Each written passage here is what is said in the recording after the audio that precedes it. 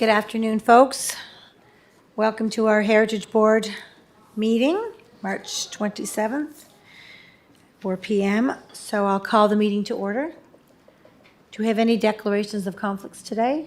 None. Okay, seeing none.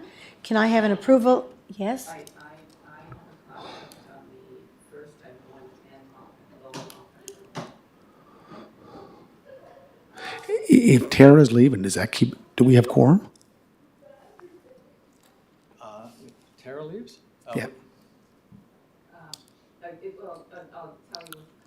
conflict. No, my question is, if you leave because you're in conflict with the remaining members, do we have So quorum? we have a total of how many, Todd? 5 resident members and 4 members of council is 9. So we need 5. So do I 1, 2, 3. rec for? Does she count for quorum? I don't count for quorum. She does. Only She does, except but, for the narrative. yes, but I do not. So instead of 4 from council, it would be 3. Do we have Julie or not? No, but I don't count for quorum. So it would be 8, we would have 4. We're all right. Okay. Yeah, You okay? yeah. Oh, good. Just wanted to make sure. Okay, thank you. And so if we can have an adoption of the minutes that are in your package from February 13th? Okay, thank you. Any business arising from those minutes? Nothing? All right, so I guess we'll ask you to leave, and we're going to start with our first report. We'll come get you.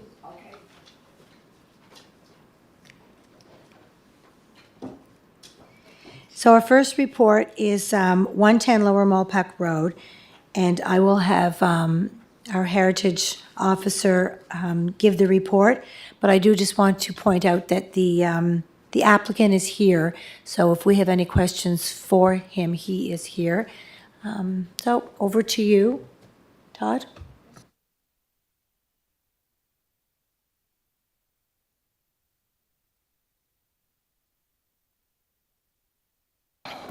One 110 Lower Malpeck Road is the former grist mill operation and the mill owner's home. The mill was there since at least 1863, and all that really remains is the mansard roof home that dates to approximately 1870. So it's the last remaining evidence of the site's history. The property is just on the east side of Lower Malpeck Road, just south of the arterial highway. The area has been developed over the last 20 or 30 years into mostly single-family subdivisions, all to the south and to the east of that. Historically, the mill property was much larger than it is now. The 1880s Meacham Atlas shows the property associated with the mill flour mills, and John Gates extended about halfway to Malpeck Road and as far south as Hazard Creek or McNeil's Pond. And it appears like it took up about at least 4 of the 12-acre parcels that would have made up the property. And the house looks very much like it did in the time, and it still has a number of trees sort of bordering between the house itself and the Lower Malpeck Road. So last November, we had an application submitted to amend the size of the parcel associated with the heritage designation with the intention to subdivide the remaining portion. Heritage Board reviewed the proposal and rejected it, citing that the remaining parcel left with the historic home was too small to really retain any of that historic character or semblance of a former mill. And the board suggested at the time the property may be able to be divided into 4 or 6 lots and allow just the historic home to sit on a larger portion of land, something similar in size to other historic properties in the royalties. The proposed subdivision requires approval through the planning process, not through Heritage Board. What Heritage Board is looking at is really the amendment to the designated portion associated with the historic home. So we now have a new application for consideration. It shows an increase in the size of the parcel that's associated with the historic home, and it still keeps 16 of the previous 22 other lots to be subdivided. And I'll just show, he did provide just an idea of what those homes may look like. That's not something that Heritage Board gets involved with, but he's just showing us what the area may look like. This is his proposed plan right now, and all the new green space and the buffer zone becomes part of the designated portion of the property. So we are saying that that is in keeping with other previous estate properties in the royalties, and we're recommending that it be supported. Thank you very much for your report. Do we have any questions for either for Todd or myself or for the applicant?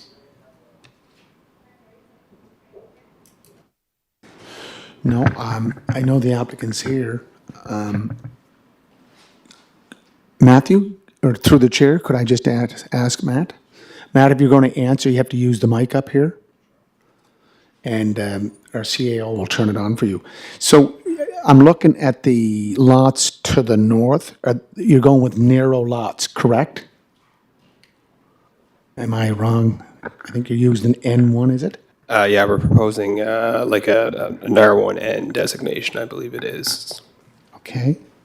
And the green space would be, what, an acre? I didn't see I don't have my laptop here to look at the report, but is the green space an acre plus? From our best estimate, it's just under 2 acres. Wow. The entire property is 4.46 acres. Okay. Thank you, Madam Chair. That includes the buffer zone? That does include the buffer zone, yeah. And just a supplementary question, so any plans to renovate the heritage home that's on the property, or what are your plans? The heritage home will be maintained in its current state. We've maintained it to a relatively high standard, and we'll continue to do so through the duration of our ownership. Thank you. Thank you, Your Worship. Thank you, Matt. Anybody else have any questions? If not, can I have a, Any plans on that green space? Is it just going to be attached to the house, or are you planning is it going to be used by some of the other lots in any way? The green space will be maintained solely in keeping with the heritage designation. That will not be an issue if families want to use the space. By all means, they'll be more than welcome to. great, thank you. Yep. So one question. So Matt, currently you own the Heritage House currently? The company that I represent does, yeah. Right. And is it used as, it's a rental property as it currently stands? We currently do rent a small portion of it and use it as administration as well. Oh, okay. All right. Okay. Thank you. Okay, if we don't have any other questions, do I have somebody that would like to put a motion on the floor to accept staff's recommendation? Moved by Councillor Buck. Okay, all those in favor? Wonderful. Okay, thank you. Thanks, Matt. Thank you very much for your time. Okay, our next item on the agenda is 209 Water Street. And that over to you again, Todd? Yes, so 209 Water Street is a single-family salt box style house on the north side of Water Street between. Oh. Okay, we're between Hillsborough Street and Weymouth Street. We believe that the building was moved to this site sometime after 1914. So a salt box style is an early style with only a few remaining in the city that has the extended back roof line. This property has seen some adaptations over the years, which can be evidenced in the front entry here. In the 70s photo, it was exiting off to the side. Currently, the steps come straight out to the street. So the applicant is proposing a new veranda to run the full width of the house. He'll be removing the existing flower beds, the front step, and the small canopy roof, and the stairs on the new veranda would exit on the west side to the driveway. The wooden veranda would come out 6 feet and 28 feet in length, 4 supporting posts, and a simple rail with square balusters, and we are recommending that it be supported. Thank you very much. Does anybody have any questions? Pretty straightforward, I guess. If there's no questions, do I have anyone that would like to put a motion on? Okay. Anyone? Great, thank you. And seconded by Councillor Beck. All those in favor? Wonderful. Okay.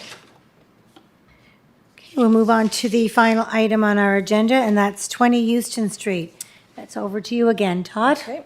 A single-family residence near the corner of Rochford Street in an area with a high concentration of designated properties. Those shown in red are designated. The house dates to 1908. It's just a well-preserved example of a very typical plain Victorian house. The applicant is proposing an 8-foot by 22.5-foot sunroom addition that would be built in this area on the west side behind the existing bay window. It would be clad in wood shingles with corner casings to match the existing house. There is currently a steel door on this addition on the back. That would be removed and infilled. 6 windows show on the west side of the addition. The addition wraps around and the roof line remains consistent with what's on the back of the place now, and we're again recommending that it be approved. Great, thank you. Any questions? I'm assuming all the finishes are gonna match exactly the existing house, What finishes? meaning the wood shingles and the corner board. Yes, yeah. Base, and water table. Yeah, they do say that they are. Great, thank you. Anybody else have a question? No? So can I get a motion from the floor for staff's recommendation to approve it? Okay, moved by Tara, seconded by, okay, all those in favor? Okay, great. So do I have an introduction of any new business? Madam Chair, I did send an email to Todd yesterday about Heritage Day celebrations in the city. I know it was postponed because of the Canada Games and other activities. We were chatting today, and she's finalizing a date for us. Good. And it'll be a noon time sometime. She's thinking maybe mid-May, because I let her know that we have FCM the last week of May, so that we want to make sure we're here. Yes. And there's one person I know that you're familiar with, Sam Martin. There was a Sam Martin bridge that crossed over Euston Street. I know that there's some local historical enthusiasts like Michael O'Grady would like to provide some information. That's when that whole area was a pond, and the creek ran right from the north end of the city down to Government's Pond. I'm not going to say if you remember that, Tara. Gloss over whether I think I fell in it. Thank you. Thank you, Your Worship. Any other new business? Okay, I just need a motion to adjourn.